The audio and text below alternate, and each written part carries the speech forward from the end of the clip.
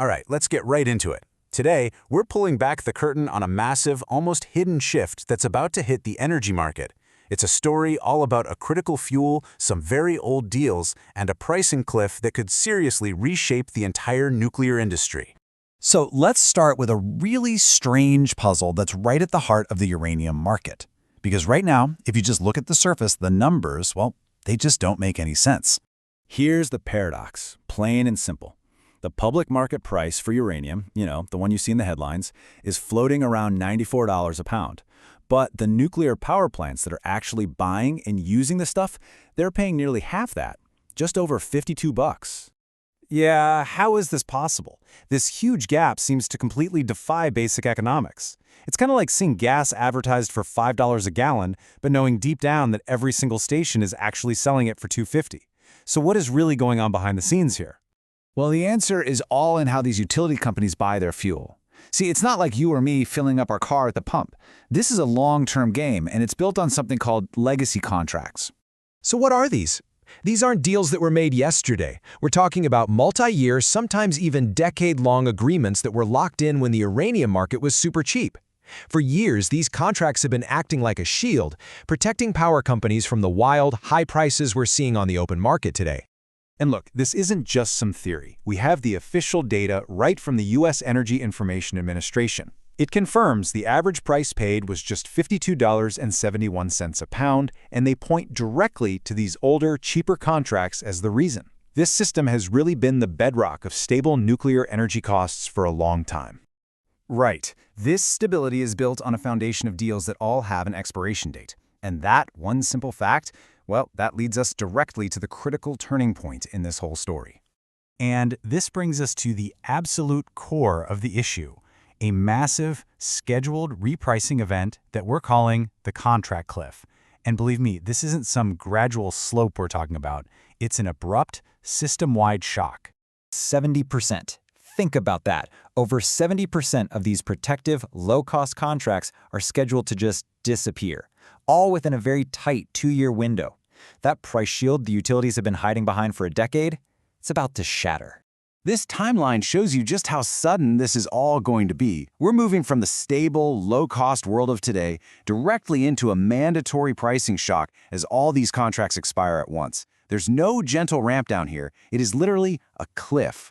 And this creates a whole new reality. As utilities are forced to go back to the market to sign new deals, they're not in the driver's seat anymore. Suddenly, they're facing prices of $85, or maybe even more, a price that actually reflects today's much tighter market. So this massive price jump, it creates a huge incentive to find and produce more uranium, right? Of course. But that solution immediately kicks open the door to an even bigger, more complicated question about supply. Because just as this supply-side price shock is getting ready to hit the market, a powerful new wave of demand is building on the horizon, and it's being driven by a source that, frankly, nobody really saw coming. So even before this new demand shows up, the U.S. is already in a really tight spot. I mean, just look at this. Domestic miners produce almost none of the uranium the country actually uses. In 2024, it was just a little over 1%.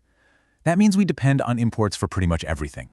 And now, you add the game changer, the absolute explosion in artificial intelligence and the giant data centers needed to power it. That's projected to tack on another 30% to global uranium demand. This is like pouring a tanker truck of gasoline on an already raging fire. This creates a challenge that is just unprecedented for the energy sector. We now have to bridge this enormous supply gap that is somehow getting wider and wider at an accelerating pace. So this sets up a massive collision course, right? You've got a pricing cliff meeting a demand rocket. The outcome of that is going to reshape the entire energy landscape, especially the economics of producing uranium right here at home in the U.S. See, the new, much higher market price completely changes the math for domestic mining. For years, a lot of U.S. uranium deposits, especially the ones that need more expensive conventional mining, were just not profitable. But, as this table shows, at the new market price, all of these dormant operations suddenly start to look very attractive. You can really see the whole story in this one picture.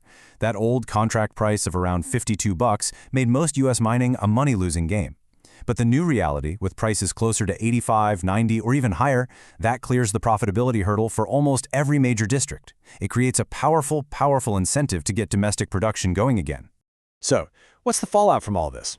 Well, it's going to be huge. It could mean higher electricity bills for all of us as utilities pass on these new fuel costs. It's almost certainly going to trigger a mad dash to permit and reopen old mines. And on a global scale, this whole thing transforms uranium into a critical, strategic resource, which will spark a whole new level of competition between countries trying to lock down their own supplies for the long haul. Which leaves us with a really fundamental question. When a scheduled price shock collides head-on with an unscheduled demand explosion, who wins, who loses, and who ultimately pays the price? The effects of this are going to be felt for years, and it's going to reshape our energy markets in ways we are only just beginning to wrap our heads around.